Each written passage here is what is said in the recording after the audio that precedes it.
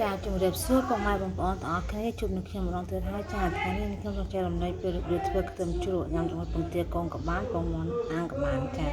មានរសជាតិឈ្ងុយឆ្ងាញ់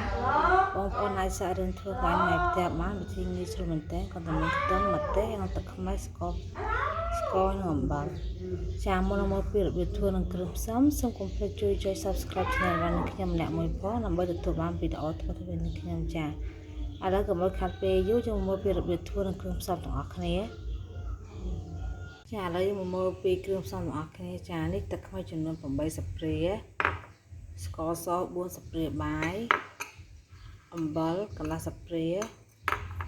ម្ទេសចំនួន1ខាំបងប្អូនចូលចិត្តហឹរអាចដាក់ដល់2ខាំបានតែចំពោះខ្ញុំដាក់តែ1ខាំទេខ្ទឹមនេះយើងចិត្តហៅចឹងគឺខ្ទឹមចំនួន3ខាំចានេះយើងចិត្តហៅបន្តមកទឹកខ្ញុំនឹងយកខ្ទឹមហ្នឹងមកត្រាំជាមួយទឹកក្តៅអ៊ុនចាម្ទេសនេះគឺនឹងខ្ញុំយកទៅក្លុកវាឲ្យម៉ត់តែមុនក្លុកស្ទឹកក្តៅសិនចាតើឥឡូវមកពីរបៀបធ្វើទាំងអស់គ្នា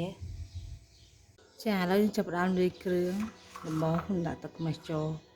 សិនស្ករស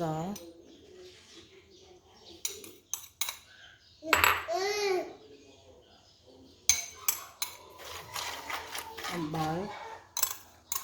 ហើយយើងកូរវារលាយគ្នាចូលមក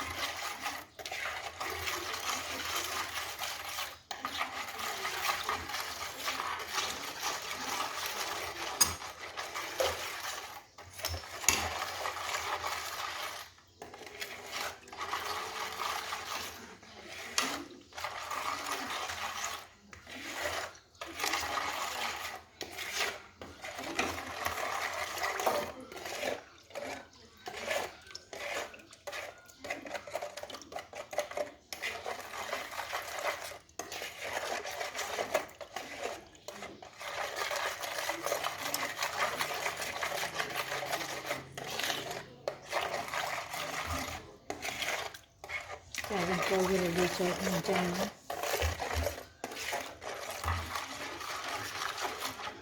ចាប់ដល់ដាក់ម្ទេសចូលទៅខ្ញុំបានក្លុកគួយហើយឆ្កើមវាអស់មកស្ដាយចានេះម្ទេសខ្ញុំក្លុកមិញ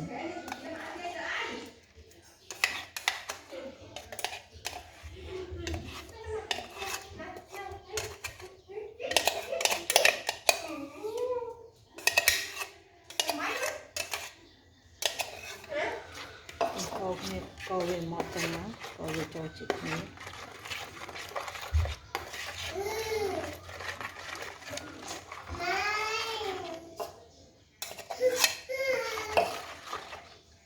តើមើលចាក់ខ្ទឹមដែលយើងមកសោះទឹកក្តៅរួចហើយចាក់ចូលមក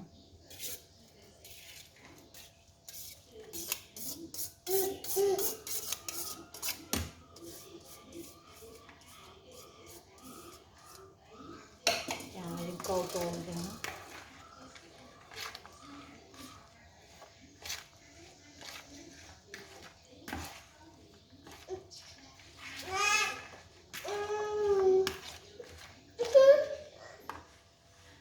យើងកូរវាចូលជិតអញ្ចឹងមកចាឥឡូវនេះខ្ញុំចាប់ផ្ដើមច្រកចូលដបហើយច្រកចូលខវាមក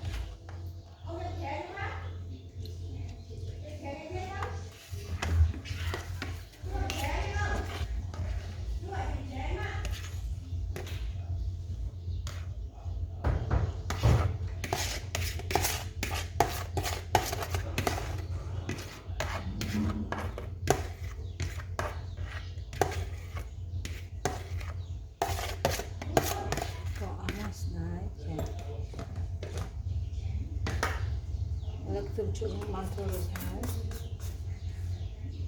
จ้าสิ่งที่เราสมกุลสำหรับการตามมาตุสนาในช่องวันนี้ខ្ញុំសូមកុំភ្លេចជួយ subscribe channel របស់ខ្ញុំណាមួយប៉ុណ្ណឹងដើម្បីទទួលបានវីដេអូទៅវិញខ្ញុំចាជាជាការសូមអរគុណសូមជម្រាបលា